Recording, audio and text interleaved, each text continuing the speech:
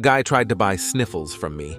I was working outside the other day when these two guys in their early 20s approached me. It's relevant to the story that they were decked out in streetwear, heavy gold chains and jewelry, and wearing their pants comically low, like belt around their knees low. One of them spoke to me with a heavy Eastern European accent and said, my friend and I are looking for, sniffles." He put his thumb to his nose and made a sniffing noise. His friend nodded and gave me a death stare. Thad, a prejudiced interpretation, and assumed he meant cocaine, so I told him, "I don't know where to get that, sorry man." They left, and about an hour later, I saw them waddling down the street with a box of Kleenex tissues, both blowing their noses.